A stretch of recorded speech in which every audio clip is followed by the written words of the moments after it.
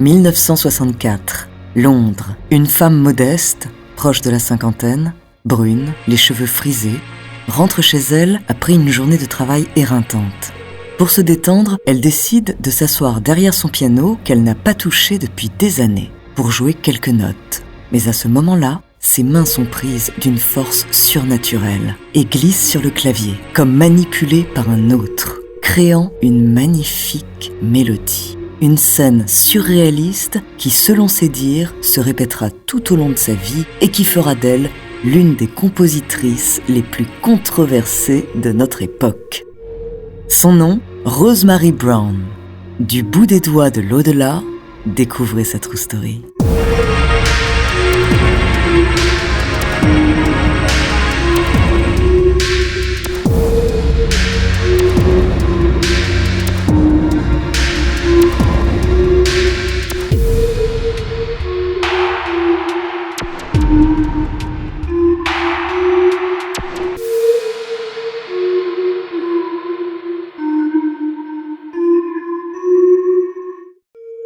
Bonjour, ici Andrea Brusque, bienvenue dans True Story.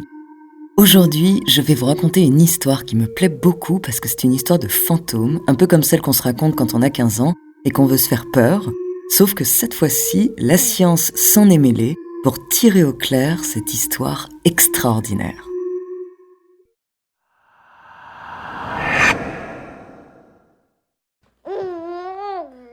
Rosemary Isabel Dixon est née à Londres en 1916.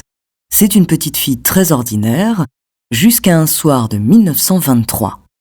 Alors qu'elle est âgée de 7 ans, Rosemary va avoir une visite quelque peu surnaturelle.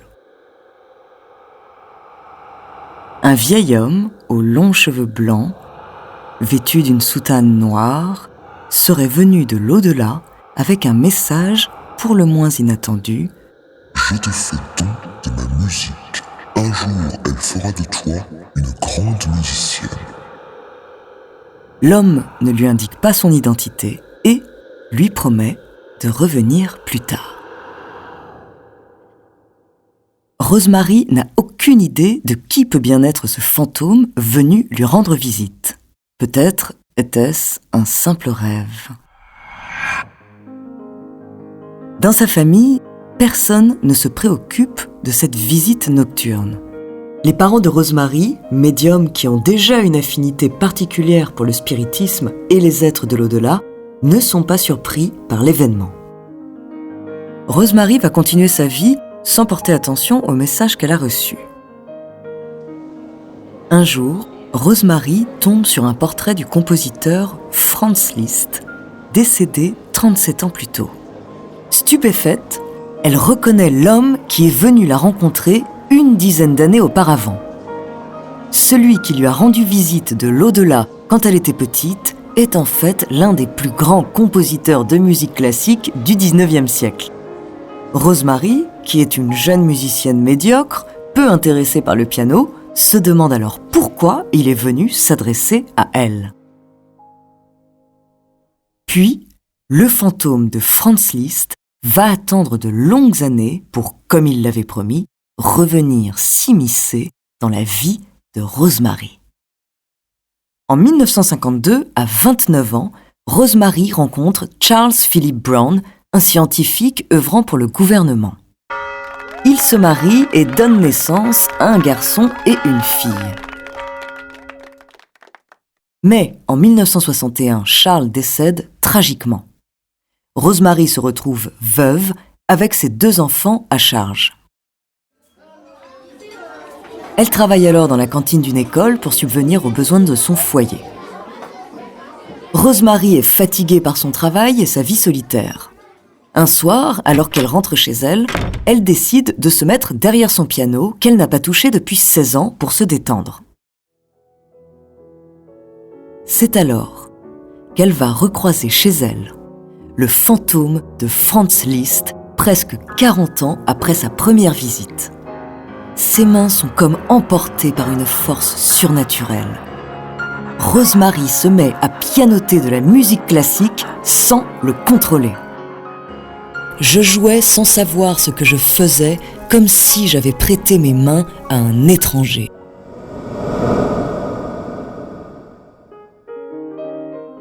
Suite à ce drôle d'événement, les visites de Franz Liszt se multiplient. En plus de l'aider à jouer du piano, le fantôme lui donne d'autres conseils plutôt inattendus. Grâce à Franz, Rosemary remporte plusieurs petites sommes qui lui permettent de boucler ses fins de mois en misant sur des matchs de foot. Pour l'anecdote, Liszt serait même apparu devant Rosemary à l'épicerie pour lui parler du prix des bananes. Pour ce qui est de la musique, Franz Liszt dicte à Rosemary des partitions originales. D'autres compositeurs profitent de cette connexion qu'a la musicienne avec l'au-delà pour lui offrir aussi des compositions inédites. Ainsi, Rosemary aurait collaboré entre autres avec les fantômes de Chopin, Beethoven, Debussy, John Lennon, mais aussi d'autres personnalités comme Einstein et Van Gogh. Une vie bien remplie pour cette veuve.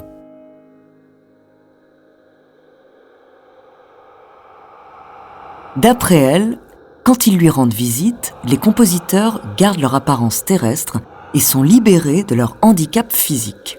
Par exemple, Schubert ne porte plus de lunettes et Beethoven a retrouvé l'audition. Toujours selon Rosemary, la plupart d'entre eux auraient appris l'anglais pour faciliter les échanges avec elle. Pour les autres, ils utiliseraient des services de traduction spirituelle intermédiaires. Selon ces témoignages, chaque compositeur a sa manière de communiquer avec elle. Liszt prend le contrôle de ses mains, Chopin inocule chaque note en articulant ses doigts, Schubert se contente de chantonner la musique, Beethoven et Bach préfèrent lui dicter le nom de chaque note. Pour elle, les compositeurs lui rendent visite pour apporter la preuve d'une vie après la mort. Évidemment, ces étranges événements ne laissent pas de marbre les médias et les Britanniques. À l'époque du Flower Power, certains veulent croire en l'histoire de Rosemary. Bien sûr, d'autres prennent la femme pour une illuminée. De nombreux journalistes se mettent à enquêter pour démasquer son secret. Est-elle une menteuse ? Peut-être qu'un compositeur étranger se cache derrière tout ça, ou peut-être peut-on trouver une trace d'une formation musicale chez Rosemary Brown. Mais rien n'y fait, les propos de Rosemary semblent véridiques.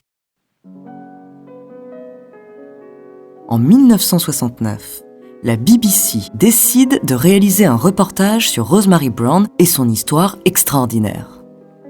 La chaîne lui demande même s'il serait possible d'inviter le compositeur défunt Franz Liszt.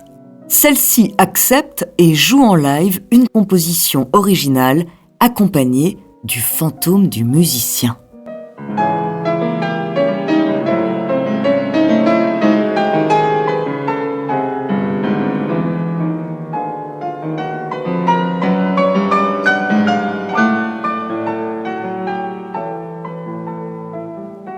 Les experts en musicologie analysent chacune des œuvres jouées par Rosemary et les avis divergent. Alors que certains affirment que c'est une imposture, d'autres, comme Stanley Sadie, compositeur réputé, déclarent que l'éducation musicale de Rosemary n'aurait pu en rien la mener à créer de telles œuvres et prouvent l'authenticité du phénomène. Selon d'autres experts, les transmissions de l'au-delà seraient en réalité des tours de l'inconscient de Rosemary. L'artiste a d'ailleurs passé différents examens psychiatriques et a obtenu des résultats normaux. Le professeur Tanaef, qui l'a examiné, déclare à son sujet « Parmi les nombreux sujets que j'ai étudiés ces dernières années, Rosemary Brown est certainement l'un des plus intéressants. Elle est aussi l'une des personnes les plus agréables à fréquenter et certainement l'une des plus équilibrées. » De nombreuses questions se posent alors. Pourquoi avoir choisi de rendre visite à une piètre musicienne ? Pourquoi lui avoir dicté uniquement des œuvres pour piano ? Imitation musicale ou création originale, en tout cas, l'histoire de Rosemary fascine. En l'espace de 6 ans, l'artiste a retranscrit plus de 400 œuvres inédites. Elle est souvent invitée à des interviews et monte même sur la prestigieuse scène du Johnny Carson Show. Le label Philips sort 2 albums de ses transmissions et fait intituler le disque « Musique de Rosemary Brown », inspiré par Liszt, Chopin, etc. Au fil du temps et des années qui passent, la santé de Rosemary Brown se dégrade. Elle reçoit de moins en moins de visites des compositeurs. La veuve décède en 2001, à 85 ans, dans l'oubli. Pourtant, encore aujourd'hui, l'histoire inexpliquée de l'artiste fascine.